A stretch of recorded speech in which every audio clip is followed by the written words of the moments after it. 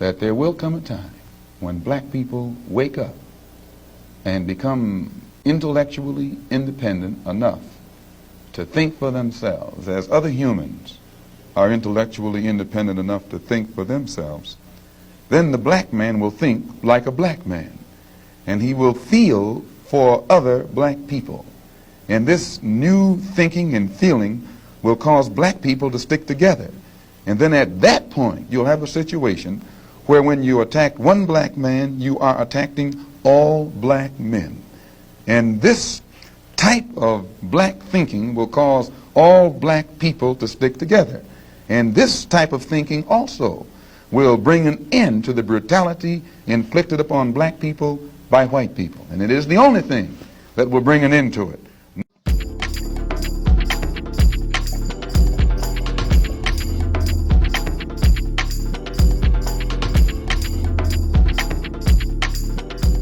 Hey y'all, I am Michele Mazelleغ. Welcome back to my channel. In today's video, the topic is conversations that has to be had amongst African diasporans. Now, a lot of times on social media, when you see conversations happening as far as the black community or the struggles of black people around the world, or just conversations that are going on between black people, it's always either between people on the African continent talking to other people from the African continent. It could be people from the Caribbeans talking to other people from the Caribbeans, or African Americans talking to other African Americans. But the conversation that definitely needs to start is the conversations where all of these groups of people are at the table in order to give insight on the experiences, on the situations that they have to go through in order for there to somehow be a solidarity amongst these groups of people. Now, I'm going to be sharing a video with you all, and this is a video where two ladies from the African diasporans, one is from the Bahamas, the other one, I believe she said she was Nigerian, and they're having a very interesting conversation concerning the black community, concerning the black people. And when I saw this video, I was very intrigued. I was definitely very engaged in the conversation. They covered a lot of good topics, and the topics that was covered in the conversations are topics that are always being discussed when it comes to African diasporans. And so it's just like, okay, when are these conversations going to be had where there's going to be change that's going to be involved? There's going to be another level that's going, that black people around the world are going to, be able to go to another level, instead of it always seem like surface conversations, just conversations where the topics are being discussed, but no solutions are really, coming from these conversations. And so that's definitely kind of what I'm going to be doing in this video. Is I'm going to be giving my input into this conversation that these two ladies are having, that they had. And so I'm definitely going to put my 2 cents into this conversation as an African American woman, and where African Americans would fit into this conversation if an African American was a part of this conversation. Now, before we get into the video, I only picked out 3 main issues that I felt like are constantly on the table when we're talking about African Americans and African diasporans and people from the Caribbeans or people from the African continent, black people in Britain. Those are the conversations that are constantly coming up. So those are the topics that I'm going to be talking about on my video today.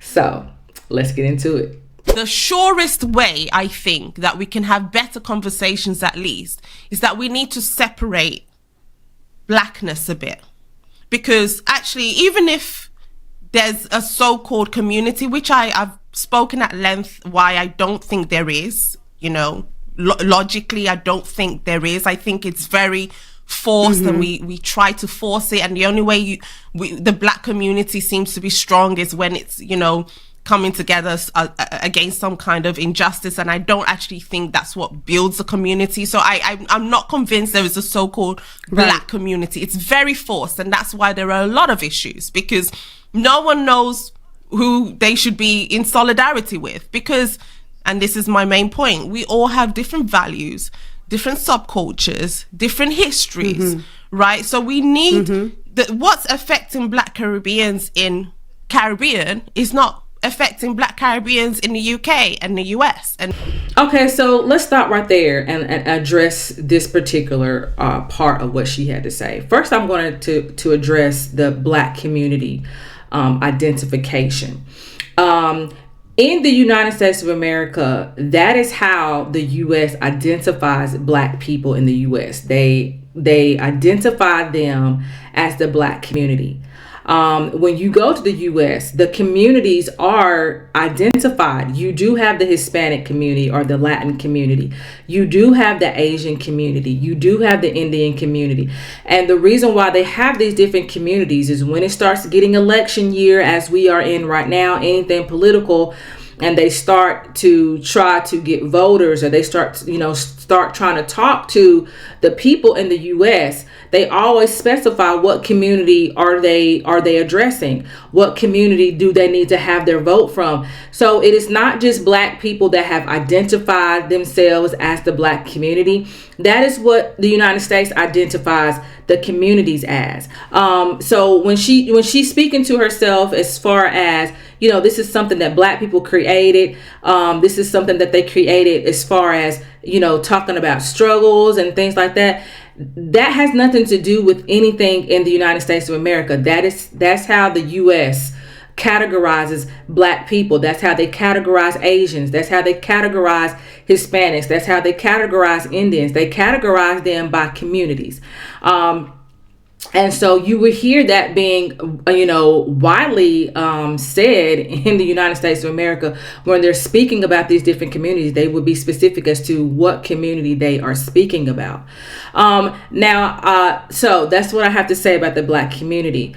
When you're talking about that, the reason why you don't think there's a community going on, because there's different types of situations and experiences that Black people around the world are experiencing. There's different histories that's going on and all of that. And you don't believe, like she said, that she doesn't believe that skin tone should be the reason that there is a community. And that's what I have to disagree with, because just like Malcolm X said, when Black people around the world get to the point where they think for themselves, and they get to the point to remember and always believe that when another Black person is in need, they should help that Black person. When another Black person is struggling, they should help that black person struggle. When you see another Black person that is hurt, you should also be hurt. That should also affect you as well. When Black people get on that level, then there's not really anything that the world is going to be able to do to stop them. Skin tone and skin color is what needs to hold the Black community together, or Black people around the world together, because you are going to face the same discrimination and racism a lot of times around people that don't look like us by your skin tone.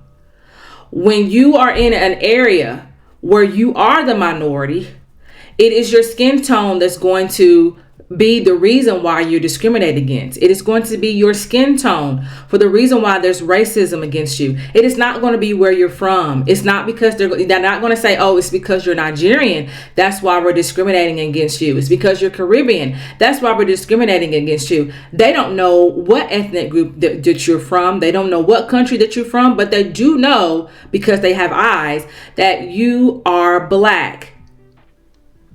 Your skin color is not like theirs. So that is a solidarity. Because when you're looking at Ukraine, during all that was going on between Ukraine and Russia, Black people were the first people that they knocked out. They didn't allow them on the trains to get to safety. They let them sit right on the platforms while the Ukrainians were able to get on the train and get to safety. And it was not because they were Nigerian. It was not because they were from Ghana. It's not because that they were from Britain. It's because they had they were Black. That's the reason why they were told to step aside. When you're talking about China, when COVID happened, and they literally forced all of those Black people, a lot of them Nigerians, out of their homes, and actually started to blame them for the spread of COVID. They didn't kick them out of their homes because they were Nigerian. They didn't kick them out of their homes because they was from another country in Africa. They kicked them out of their homes because they were black and because they didn't look like them. They weren't kicking out Europeans during the COVID time. There was definitely people, Europeans that were definitely in China during COVID. They weren't kicking those people out. They were kicking people out that were black. So it is not black people. The solidarity when it comes to struggling is not something that the black people are creating. It's something that everybody else is creating, and they have to adjust to that. So since that's something that black people can understand, yes, they can understand the struggles of the civil rights movement. But then you have to ask yourself, why was there a civil rights movement to begin with? Why was that something that black people had to even go through to begin with? That's not something that they created. It's not, the civil rights movement was not something that black people decided that they wanted to do. It was something that had to happen because of what was being done to them. When you're talking about the whole George Floyd situation, again, that was not a struggle or situation that black people put themselves into. So when you're talking about the struggles that black people are going through, these are not struggles that they have created themselves. This is something that has been done to them. And that is the reason why there should be solidarity. Because it is an experience that you can relate to.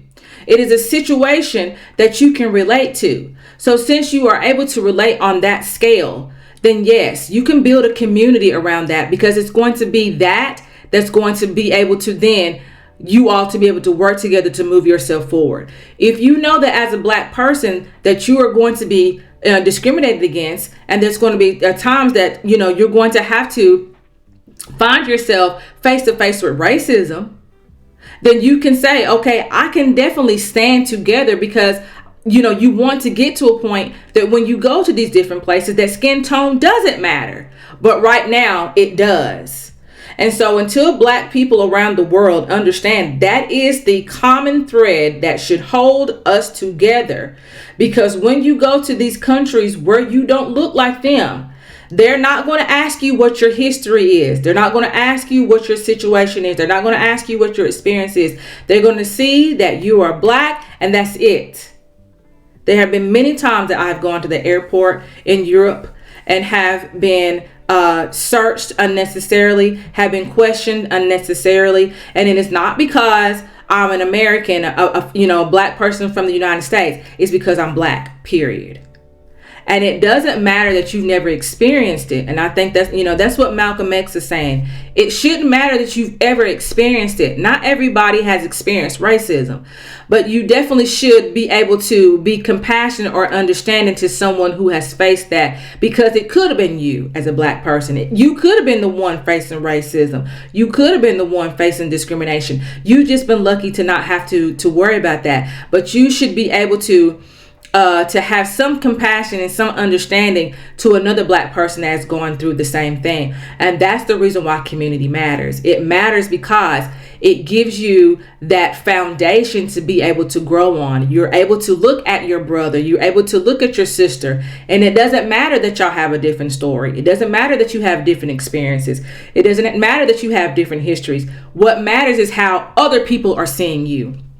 And I think that's the reality of things. A lot of people want to take out that race part, and it's not black people that is continuing on thinking about race. It's everybody else. And I think that's what the conversations need to be had when we're talking about African diasporans, is that when you're in the U.S., that is all that has been drilled into your head from the very, very beginning. And so when that's something that has been drilled into your head, you start to you believe that, and you start to carry that. And that's what a lot of black people in the U.S. are doing. And so that is what I have to say about the black community.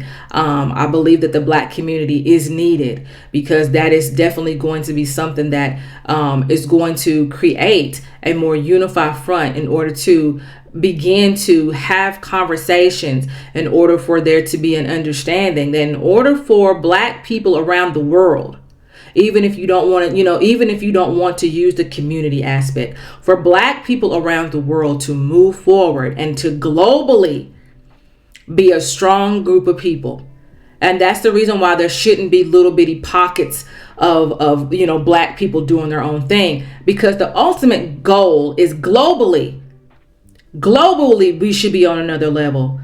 Globally we should be on another level. It doesn't make any sense that I'm doing well in the United States, but as soon as I get to Europe, I'm being treated like crap. I should be able to be treated great in America and be treated great in wherever I go outside of America. And that's where black people need to be.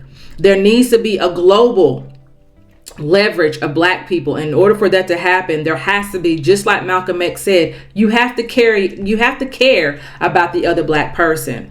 And the history and situations and experiences shouldn't keep you from being compassionate and understanding to another black person's problems, to another black person's struggles, because that does nothing to move globally black people forward. But in making it specific, do we run the danger of, because we always talk about, let me just say this, in the past few years, I've seen a lot of people talking about, I don't know if you're familiar with like ADOS and FBA, Foundational Black Americans, that sort of thing, where they're like, oh, let's go over here and do our own thing. The reason why I don't really care for those two organizations is because I feel like while the intention might be good, the delivery and the execution is not, because it just seems like they're very racist or xenophobic.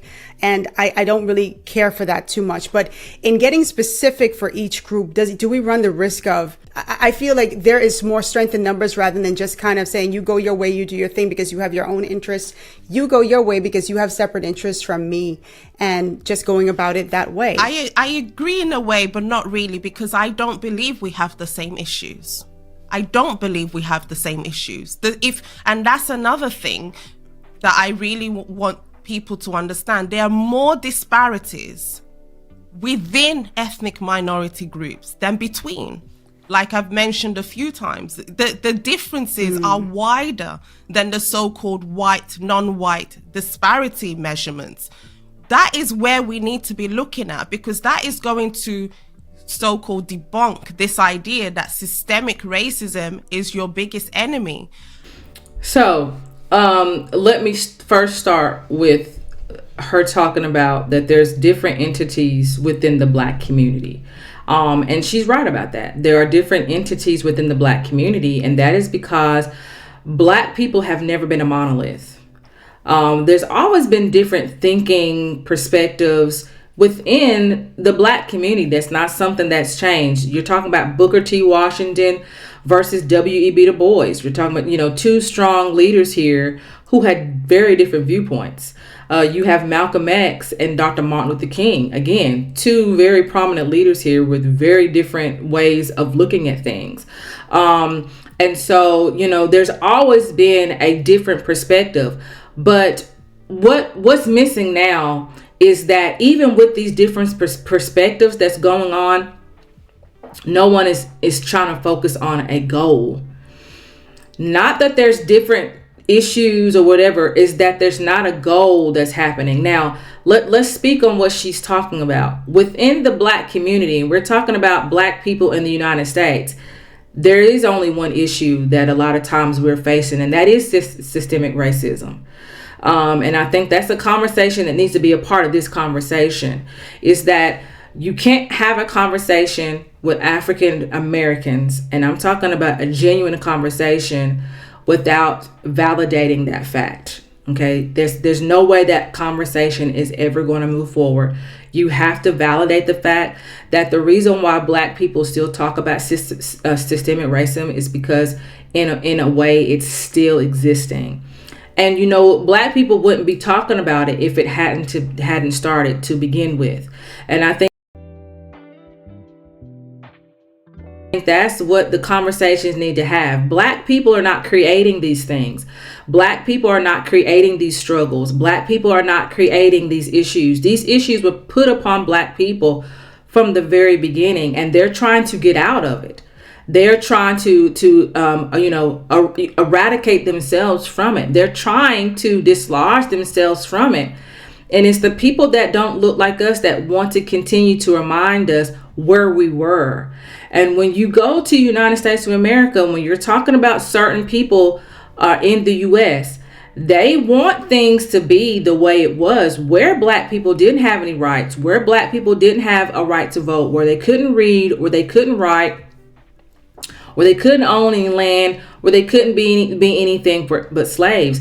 There are people in the United States of America that still have that way of thinking. They're not gone anywhere. And a lot of them are still in power in the United States of America. And that's an issue, because it's not enough that it's, people that don't look like us, but when they're in power and they're making policies that are affecting black people, and they're making these policies on the premise of a very racist type of attitude, then of course black people in the US are going to get the effect of that, and it's going to be a negative effect. And so until that is gone and eradicated, then that's when black people can focus on a new issue, when that issue is no longer in the forefront, when they don't have to think about it anymore, they can move forward. And so that's the conversation that needs to be had at these types of tables, is to really get an understanding of why black people in the US think the way they think. And that is because that's what has been ingrained in them from the very beginning. This is not something they created. This is something that was planted in them. And so in order for that to be pulled out, yes, black people have to start thinking for themselves. They have to start realizing what is going to be for them and what's not going to be for them. And they can't just follow blindly to someone who seems like they're having, their best interest of heart. And in reality, they are not. Now, when she's talking about the ADOS and the FBA, which I've already given my 2 cents about that, what I have to say about that, if I was in this conversation, is to remember that not everybody identifies as these two groups of people. And the problem with that, as far as it, within the black community, is that people within these organizations want to disregard, black people that don't identify being ADOS or FBA. And it's like you can't disregard a whole group of people. There is a lot of people that don't identify as that. And so, where do those people go? Are they just sitting out here in the rafters? No. These are people that they're thinking for themselves, and they're doing what's right for them. They're not sitting over there just blindly following a leader just because. And that's what Malcolm X is saying, is that when black people get to the point where they start thinking for themselves and not just following blindly just because it sounds good or just because you want to be a part of a crew, but because it actually makes sense and it's actually something that you believe, not because you don't want to be left out, that's when it's going to be a whole different ball game. So when we're talking about within the black community, yes, there's a lot of different things that's going on, because there are people that are thinking outside of themselves, but at the same time, they're not understanding. We don't have to think alike for us to have the same goal. Do you know what I'm saying? I think that's what people need to understand. We don't have to think the same. We don't have to go through the same issues. We don't have to have the same history for us to have a common goal. And I think that is what needs to be reiterated. We can be different. FBA don't have to think like ADOS. I don't have to think like FBA. I don't have to think like ADOS for us to have a common goal when it comes to black people in the US. We might get to things a little differently. We might have a different way of doing things. But at the end of the day, if it's at the best interest of black people in the US, it shouldn't matter how I identify. It shouldn't matter how you identify. It shouldn't matter, what your issues are. It shouldn't matter what's going on. What matters is the common goal. And that's what's missing in the black community that was going on in the during the civil rights movement. When you're talking about Malcolm X and Dr. Martin Luther King, is even though they did have different ways of doing things, they had one common goal, and that was to move black people forward. And that's what we're missing. We don't have to agree. You don't have to like what I say. You don't have to like what I do. You don't have to like that I don't identify with FBA or ADOS. But at the end of the day, we're black. Okay, and that's where I'm at in my journey within the black community. I'm black. I don't have to prove myself to anybody. I don't have to prove myself to anybody else but myself. I was born black, will die black, and that's all I have. That's all I need to worry about. Everything else to me is really secondary. I don't have to worry about that. and I don't have to sit here and try to prove myself to anybody. And that's about it. Especially as a Caribbean woman living in the United States, I'm often told, particularly, and it happens mostly on my channel, I'm not going to lie, on my YouTube channel, that's where I get it a lot, like, you don't speak for us.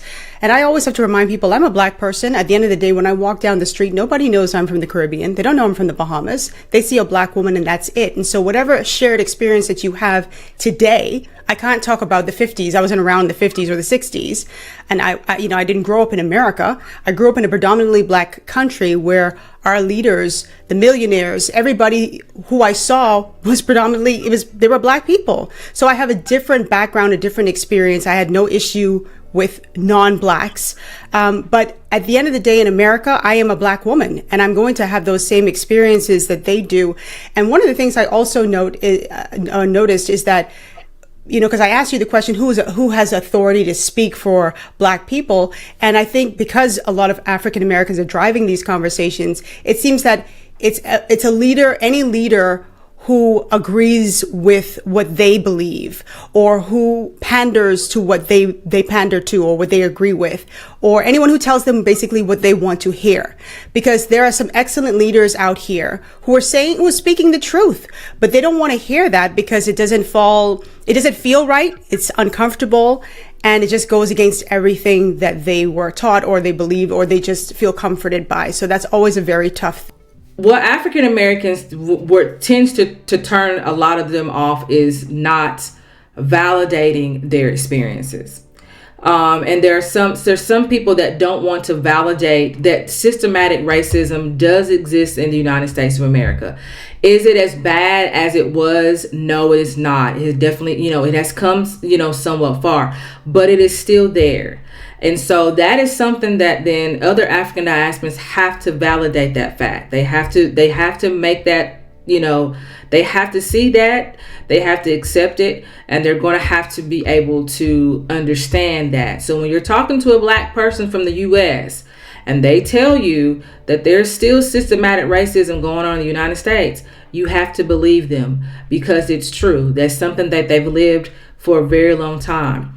When we're talking about the United States of America, people always say that it's this rich country, everybody can go there and make it, and yada, yada, yada. And this is what I have to say.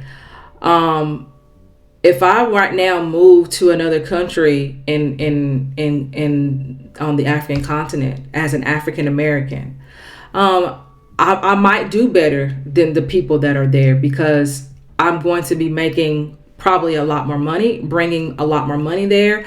So if I move to Ghana, when I move to Ghana, if I move to Nigeria, if I move to another country in Africa, I could be doing better than some of the people that live there simply because I'm coming with more money. Does that mean that the people that are in that country aren't doing anything? Does that mean that they're not working? Does that mean that they're not doing what's necessary to be successful? No, it doesn't mean any of those things. It's just, the nature of whatever's going on in their particular situation. It's the same situation when we're talking about the U.S. When you have, some people talk about that Black people are not taking advantage of opportunities, or that they should be further along than they are, because when Black migrants come over, they're doing so well, they're getting their education, they're doing this and they're doing that, and they're doing so well. A lot of them are not, there's some of them that are coming over there with just absolutely nothing. They're coming over there with something in order for them to start. A lot of people that are coming from another country could be coming for education purposes that is setting them up for whatever they need to do. And so there's a lot of different reasons why Black people in the U.S. might not be doing as well as someone who's coming from the outside. Just like if I went to a country and could be doing better than the people are there. So, that's the conversations that need to be had. In order for there to be a conversation, you can't start a conversation saying, where Black people are not doing this, they're not taking care of their opportunities because Black migrants are doing so well. Because it could be reversed. If I go somewhere else in a country in Africa, or, if I go to somewhere in the Caribbean, I might be doing better than the people that are there. But I can't sit there and say, well, the Nigerians are not doing what they're supposed to do, or the Ghanaians are not doing what they're supposed to do, or the Jamaicans are not doing what they're supposed to do. It just doesn't work that way. People, unless you are from the U.S. and you have lived there, born and raised there, will you understand how America works? And America does a very good job of hiding things, and they have a very good job of making it seem as though everything is good for everybody. And the question should be, why isn't people doing well in the United States? There are some people in the United States who are struggling in a country that people always say is so rich, and they have all these opportunities. Then why isn't everybody flourishing? Everybody in the United States of America should be doing well. And I'm not talking about living paycheck to paycheck. I'm talking about living well, which means if I did work at McDonald's, I didn't have to also go work at Wendy's. If I am a teacher, I shouldn't have to go work a second job. In the United States of America, you should only be working one job and be able to support your family. And in reality, that is not the case. There are a lot of people in the United States of America who are literally struggling on a day-to-day basis. And it's not just Black people struggling. And I think people need to realize that it's not just Black people. It is a lot of people in the U.S. who are struggling, and they shouldn't be. And I think that's the conversation that needs to be had, is if the United States is as rich as people say it is, the people that are struggling in the United States should not be struggling at all. Now, when she talked about later on, what did she say?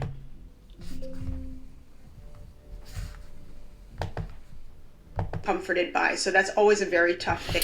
When she's talking about speaking for speaking within the Black community, not being able to speak in the Black community, I think it's important that speaking within the Black community when it comes to the U.S. is understanding exactly what I just said, understanding these struggles, and understanding that it's not something that Black people are making up. It is not something that they put upon themselves. It is struggles that were placed upon them that they've had to get through. Now, are there situations where racism is not a factor, or discrimination is not a factor? Of course there is. Should race always be at the forefront when a Black person doesn't get a job, or when a Black person is not accepted into a school, or when a Black person doesn't get a promotion? No, it should not. However, because that has been the trend year after year after year, decades, centuries, or whatever, there's always been the trend, then that's the first thing that Black people are going to think about, because that's what's been happening in the past. So in order for them to move past that type of mentality, they have to see the change. They have to see that it's not happening like this anymore. Things have changed. People are able to have a voice in the Black community when they're able to understand that, and they're able to validate that these things are happening. You have to validate the feelings of the Black people in the U.S. You can't invalidate them. You can't tell them that it's not always about race, because it's not Black people that put race on it to begin with. Race was placed upon them, and now they're the ones that's supposed to be, they're the ones now that's supposed to forget about it. They're the ones that's supposed to be the ones to not think about race, when they're not the ones who created the whole race factor to begin with. And so that's what I think is interesting about that. And as far as outsiders that don't look like me having to be in that conversations, as long as they agree, I have to say that that's just the way it is. I mean, I have to say, yes, you can't speak on issues that you don't know anything about. You can't speak on issues that you can't really relate to. It's going to be difficult for you to really win over anybody. Being able to speak on something that you don't know. So no, if a person that doesn't look like me is going to be talking about something in the Black community, and they're talking against it, a lot of Black people are going to see that as being criticism. They don't want to hear from the majority. They don't want to hear from the majority, especially Black people in the U.S., because hearing from the majority has not always ended well. So Black people in the U.S. are very, very leery when we're talking about people from the outside coming in, because a lot of times when that has happened, there has not been good things that have come from that. And so that is what goes on in Black people's mind. I so wish I was in on this conversation, because there's so much that I definitely want to add to this video and to the video that was done also. I think it's important when these conversations are taking place, to be honest. And I think that's what I like about these two women, is that they were very honest, they were very open, they were very sincere in how they felt. And I think they also need to hear the other side of things so that they can also understand that it's not always a victim mentality. Sometimes it is, but there's sometimes it's not a victim mentality. Sometimes that is the way it is. Sometimes that is the reality of things, and that's what needs to be validated. That there are circumstances where it is a reality. There are circumstances where that is the way it is, and those types of situations are the ones that need to be validated. You shouldn't always say it's a victim mentality or victimhood or whatever, especially to a group of people who have been experiencing such racism and experiencing such discrimination for a very long time, and in some forms of fashion, they're still dealing with that. I'm so for conversations. I'm so for conversations, and definitely building a bridge between, definitely amongst the African diasporans, because that's where it starts. That is where it starts. And hey, it starts with conversation, and it starts with understanding, and it starts with just remembering that even though we don't see things the same way, we should have a common goal, and that is to move Black people to the next level. All right, you all, that's all I have to say on this issue. I am Michele Mazelleغ. Thank you all for watching, and I will see you all in the next video. Bye.